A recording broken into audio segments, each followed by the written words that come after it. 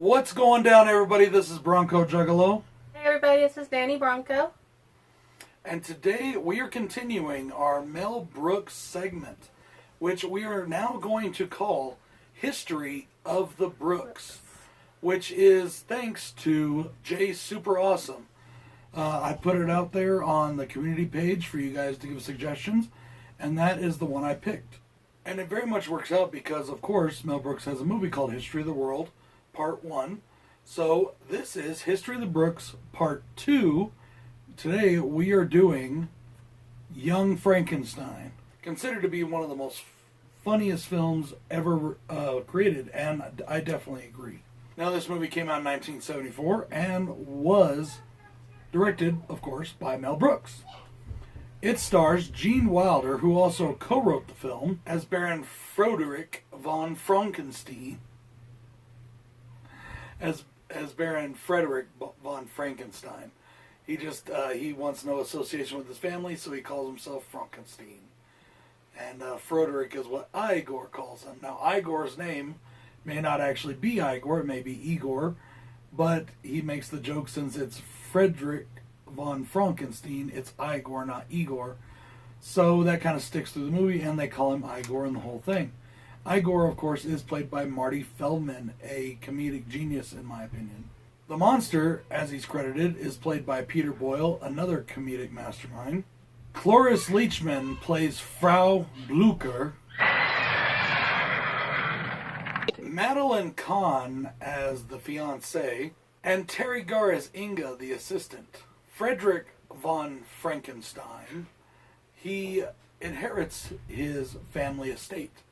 And even though it's against his better judgment, he decides to continue the work of his great-grandfather.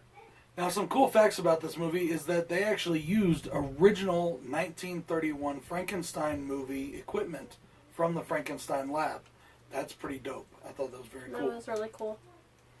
Also, the band Aerosmith got the idea for their hit Walk This Way from this movie. They were in the studio one night, and they had the music for the song, and they knew they needed another song on the album. But they were stuck. They were completely stuck on lyrics. They didn't know what to write. So they decided to take a break, and they went to the movies, where they watched Young Frankenstein. And as soon as they saw Marty Feldman tell Gene Wilder, "Walk this way," it just clicked in Steven Tyler's mind. And him and Joe Perry went back right after the movie and wrote the song.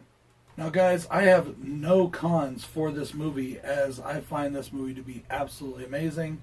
It is a bona fide classic, and it is one of the greatest films ever made, in my opinion. It's definitely the best comedy ever made, also in my opinion. But there's quite a few people that agree with that. In fact, it says right there, the funniest comedy of all time. I have no cons for it either. I think it's a really good movie. It's really funny. It's just a blast to watch. Okay, well then why don't you start us off with pros? What's the first thing that you think of or that you have when you watch this film? Probably Igor telling him to walk this way down the stairs. That was pretty funny. Just the characters' reactions to each other is pro to me. They had really good chemistry with the other actors and actresses during the movie. I think the high points to that, for me at least, and one of the pros I wrote down was Gene Wilder, Peter Boyle, and Marty Feldman.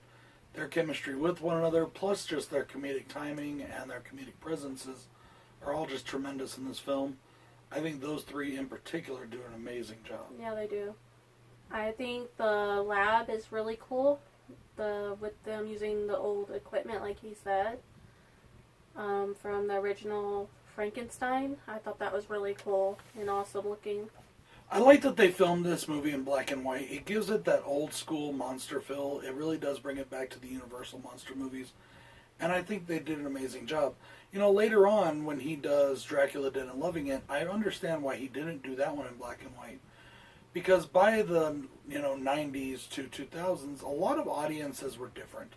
You had a different age group, a different generation, and a lot of them wouldn't have understood why it was in black and white. And they probably wouldn't have just bitched about it, or they wouldn't have seen it at all.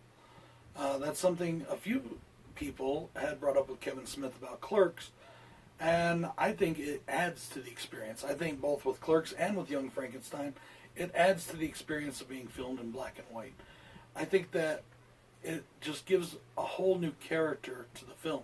It makes the castle more intriguing. It makes the surroundings more intriguing. And it just helps to bring out another character out of this movie, aside from our characters on the screen. I agree with the black and white. It gave it the classic feel to it. And it made it look really like a classic movie. I really enjoyed the black and white on it. I really love the humor, of course. I do think this is one of the funniest films ever made. I love the innuendo jokes. There's so many great innuendo jokes. Like, one of my absolute favorites, and I used it on a clip once, and I actually got a banned for using it because of the copyright. When Gene Wilder helps lift Terry Carr out of the carriage, or the wagon, actually, the hay wagon, and he's like, "What knockers?" And he's referring to the door knockers, but she's like, "Oh, thank you, doctor." And he's like, yes, yeah, okay. And it's just funny how they have those old world manners, so you're supposed to be proper and all that, and you're not supposed to talk about stuff like that. But they use the innuendo to show you that this is funny, that these things can be used in a comedic way, and it was sex humor done in a very classic sort of way, and I just loved it. I agree. I like the sexual humor in it. That was done really classy. Remember, you got to speak up. I like the sexual humor too. That was done really classy, and it was just hilarious. Especially when the girls start singing after they just had sex with the monster. With Frankenstein. It was hilarious. You know, you've never sang after having sex with me. What's up with that? I don't know. A big pro for me in this film was the dance number, and something very cool about it is Mel Brooks didn't want to put the dance number in. Gene Wilder convinced him to put the dance number in. The dance number was 100% Gene Wilder's idea. Mel didn't think it would work, and it totally does. It works so well, and it just adds a whole new layer onto this film. It takes it out of just verbal comedy and situational comedy and puts a realm of physical comedy in it, and I just love that. Very much kind of gives me a Donald Duck versus Bugs Bunny feel on stage. It reminded me of the Looney Tunes cartoon when they had all the monsters doing the dance number in it. Had kind of a Looney Tune feel to it. Yep. I like how Igor's hump, every time that the Dr. Frankenstein looks over, his hump keeps moving around. That's just funny to me. And that's something that he uses it's a gag that Mel Brooks uses in other films. Yeah. You know, with the mole and on Prince John and Robin and Prince of Thieves. Mm-hmm. Or Prince of Thieves. Robin and Men in Tights, you know. And he uses that gag quite a few times, and it always works. Yeah, it's hilarious. That's something about Mel Brooks that I love, is he can reuse a gag and it still be funny. I also like when he went to go visit the villagers. The blind man scene. That's hilarious. Gene Hackman played the blind man as a special guest. Pretty cool. Yeah. The last thing that I have to talk about is I really like Inspector Kemp. He reminds me of Inspector Clouseau from the Pink Panther movies. Yeah. Like, you know, because of Clouseau's accent, even other French people couldn't understand him half the time. And so they couldn't understand Kemp in this one. And he's just kind of bumbling, and it's just funny. Yeah. And it just really gave me Clouseau vibes, and I wonder if that was the inspiration for the character. I agree. I think the inspector is pretty funny. Well, did you have any more pros? I like the Frankenstein castle. I just like the look of it. So the sets? Yeah, the setting.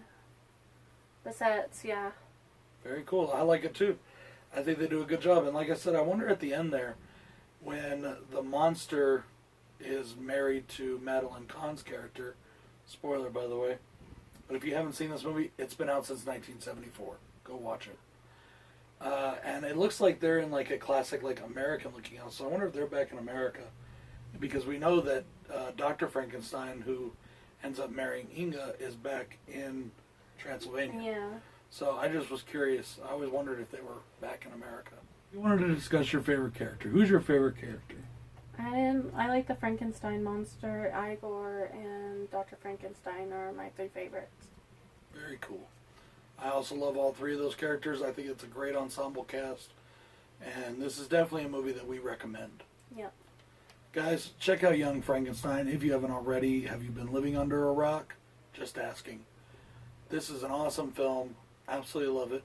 And we'll see you guys next time with our next Mel Brooks film in History of the Brooks. This is Bronco Juggalo saying peace. Danny Bronco saying good night, guys.